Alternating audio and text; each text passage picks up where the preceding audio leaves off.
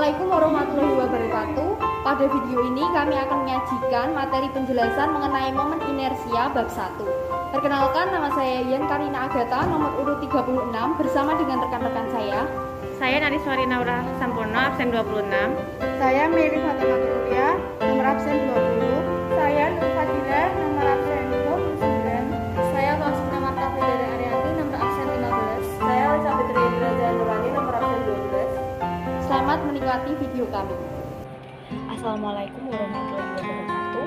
Di sini kami akan menjelaskan mengenai materi fisika bab 1. Namun sebelum kami masuk ke materi penjelasan, izinkan kami untuk memperkenalkan diri. Perkenalkan, nama saya Yen Karina Agatha, nomor urut 36. Perkenalkan, nama saya Faustina Marta Federa Ariani, nomor urut 15. Ready for the countdown. 10, 9, 8, 7, 6, 5, 4, 3, 2, 1, 0. Pernahkah Anda melihat sebuah mainan gasing yang mampu berdiri tegak dan seimbang saat berputar lama? Dan tahukah Anda peristiwa perputaran gasing ini merupakan sebuah contoh sederhana dari hukum fisika yang diberi nama momen inersia? Lalu, apa maksud dari momen inersia itu sendiri? Mari simak penjelasan berikut ini. Momen inersia merupakan kecenderungan sebuah benda mempertahankan bentuknya ketika sedang berotasi atau disebut dengan kelembaman. Momen ini juga bisa diartikan sebagai besaran pada sebuah benda dalam mempertahankan kecepatan sudutnya. Ada beberapa faktor yang memengaruhi momen inersia, yaitu massa, bentuk benda, letak titik putar, dan jarak dari titik putar. Oleh karena itu, semakin besar inersia yang ada, maka benda akan semakin sulit bergerak. Begitu juga sebaliknya. Perlu kita ketahui bersama bahwa momen inersia adalah penjelasan yang sama dari hukum Newton pertama, dan dari hukum Newton pertama ini adalah benda bergerak akan cenderung bergerak, sedangkan benda yang diam akan cenderung diam. Kecenderungan untuk tetap bertahan itu disebut dengan inersia.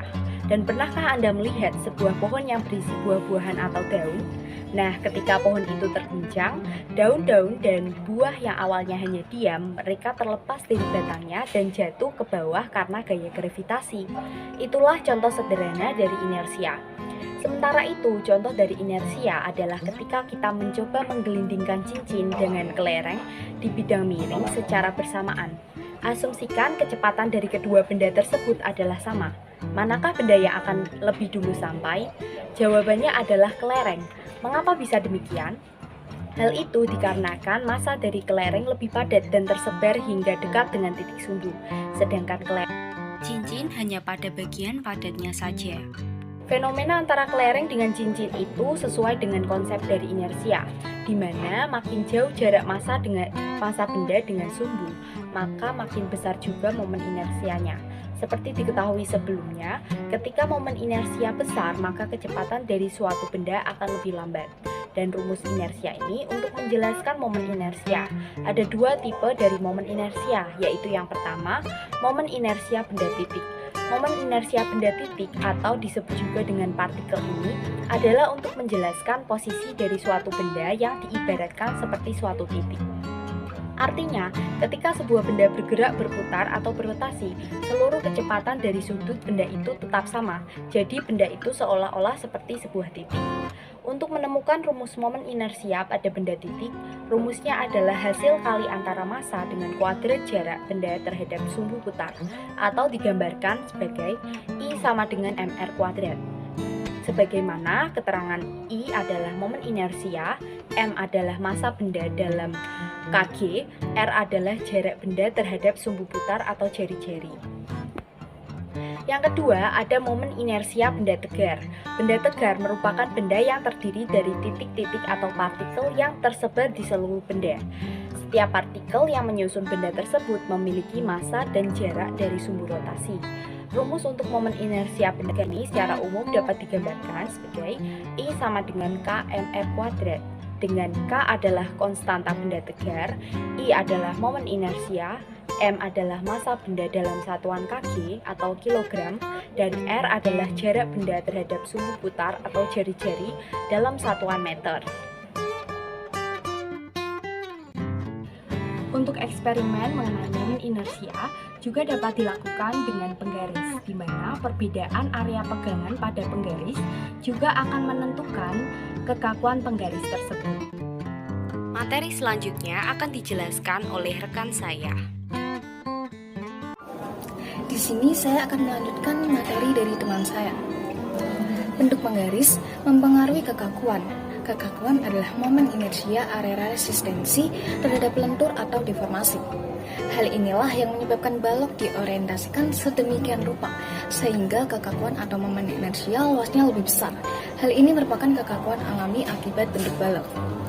Momen inersia dilambangkan dengan huruf I. Sekarang Anda tahu mengapa Anda harus belajar dan menghitung momen inersia itu adalah salah satu parameter desain struktural. Mari kita bersama lihat langkah-langkah yang terlibat dalam menghitung momen inersia MOI. Mereka adalah dua teorema penting yang membantu kita menemukan momen inersia bangun datar. Mereka adalah dua teorema sumbu paralel dan teorema sumbu tegak lurus. Jika Anda mempertimbangkan untuk bidang ini, sumbu yang melalui sentroid dikenal sebagai sumbu sentroidal. Sekarang kita akan mempertimbangkan beberapa sumbu referensi tentang yang kita harus menghitung momen inersia jika sumbu sejajar dengan sumbu sentroidal itu dikenal sebagai sumbu paralel, dan jika sumbu referensi tegak lurus terhadap sumbu sentroidal, sumbu referensi dikenal sebagai sumbu tegak lurus. Berdasarkan dua sumbu ini, kami memiliki dua teorema yang memberikan dua set persamaan untuk menghitung momen inersia. Kami memiliki rumus sebagai I1 min 1 sama dengan IX plus A kali Y kuadrat adalah persamaan kami mendapatkan dua teorema sumbu sejajar. I1 min 1 adalah momen inersia bangun datar terhadap sumbu acuan yang sejajar dengan sumbu pusat. Sumbu IX adalah jumlah momen inersia bangun datar terhadap pusat massa bidang. Apakah luas bangun datar dan Y bar adalah jarak antara sumbu pusat dan sumbu referensi sama? Min 1 sama dengan IX plus A kali Y kuadrat adalah sumbu referensi yang sejajar dengan sumbu pusat Y. I2 min 2 sama dengan IX plus A kali X kuadrat. Dengan menggunakan dua persamaan ini, kita dapat menghitung momen inersia dari bentuk kompleks yang berbeda. Ini semua tentang momen inersia untuk meringkas kita mempelajari arti sebenarnya dari momen inersia dan rumus untuk menghitungnya menggunakan teorema sumbu paralel. Sekian dari kami, terima kasih. Terima kasih telah menyaksikan video kami dari awal hingga akhir. Semoga bermanfaat bagi semuanya. Terima kasih. Wassalamualaikum warahmatullahi wabarakatuh.